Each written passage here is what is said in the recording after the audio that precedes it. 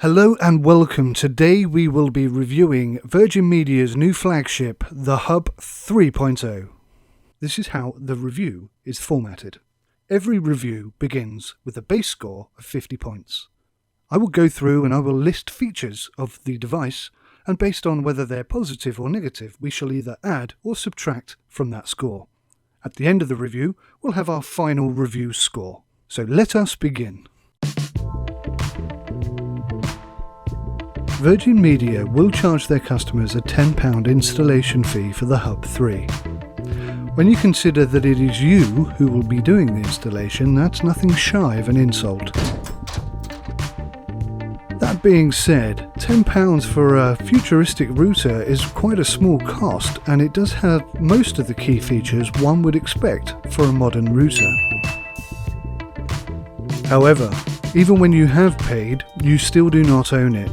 Virgin Media retain ownership throughout, so shouldn't they provide you something for free?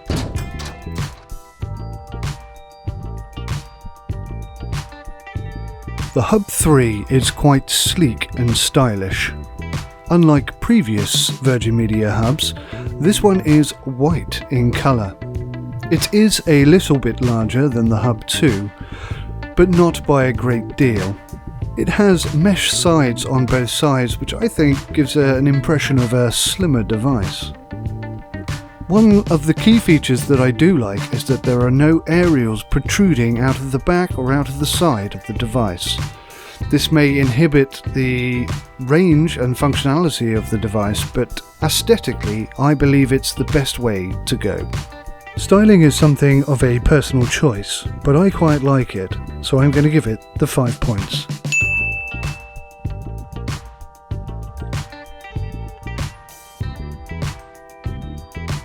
The Hub 3.0 is a very, very fast router.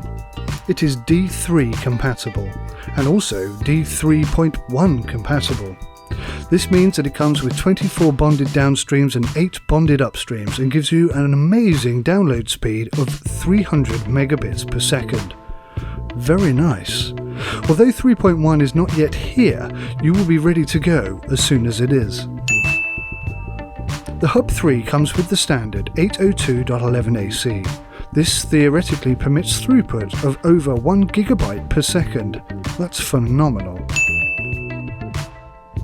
However, 802.11ac devices are not that common yet, and the maximum download that Virgin Media offer is just 300 megabits per second.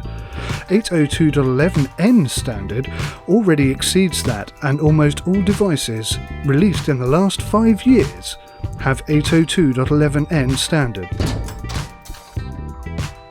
The Hub 3 has a port ready for voice over IP, or VoIP if you prefer, which is not yet active, but we are waiting on the firmware for this, and this is a nice piece of futuristic future-proofing.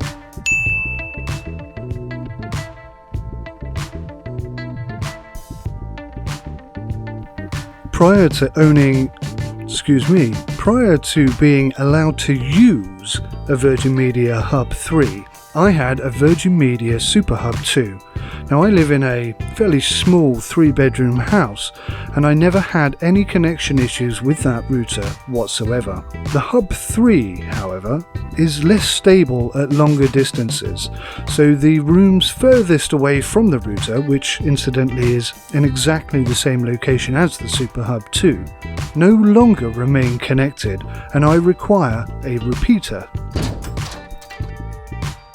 The Hub 3 does not always play nice with certain devices. Two devices which the Hub 3 seems to struggle with are the Fire TV and Google Cast.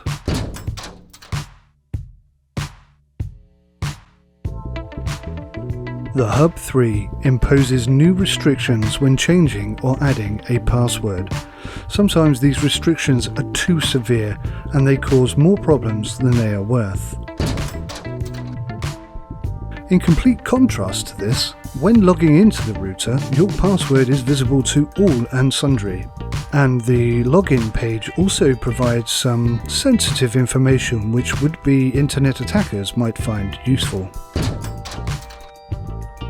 Virgin Media are capable of logging into your router and seeing sensitive information also. They can see your password and all devices that are currently connected.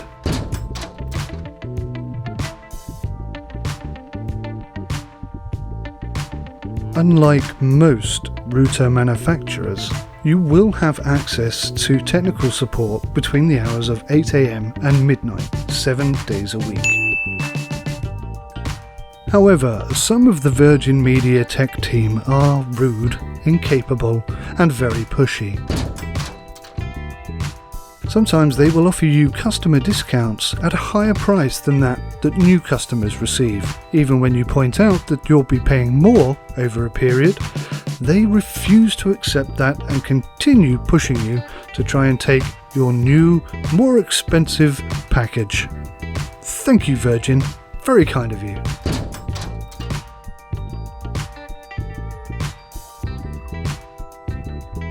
The Virgin Media Hub 3's router interface is appalling. If you want to change the default settings, and you will be traumatized by how slow the Hub 3 does absolutely anything.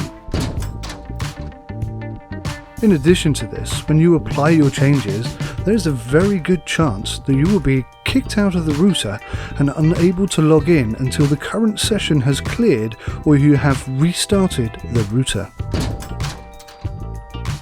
I have been working in IT for more than 15 years and I have experienced a multitude of different types of routers. Without doubt, hands down, all eggs in one basket, this is the slowest, most frustrating and annoying router I have ever had the misfortune to use. At the point of release, and indeed at the point of making this video, the Virgin Media Hub 3 was released with broken features. Port forwarding does not currently work, and there is a firmware release being rolled out across the country to resolve this. So if you use an application such as PLEX, you will not be able to connect remotely to your PLEX media server.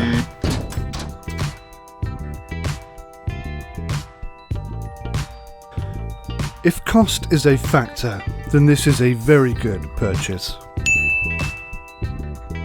If you want to take advantage of the maximum download speed currently offered by Virgin Media, which is 300 megabits per second at the time of this recording, then this is a necessity, even if you buy an additional router and use the Virgin Media Hub 3 as a mere modem.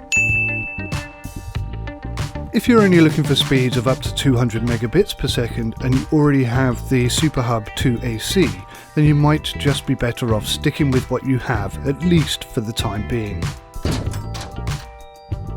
If you require features such as port forwarding or complete control over your network and devices, then this probably isn't the device for you, at least until the release of the necessary firmware updates.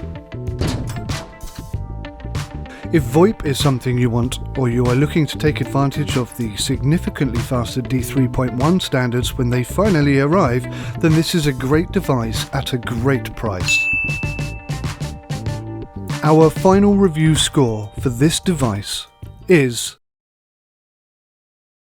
15 points. I wouldn't be rushing out to get this router just yet.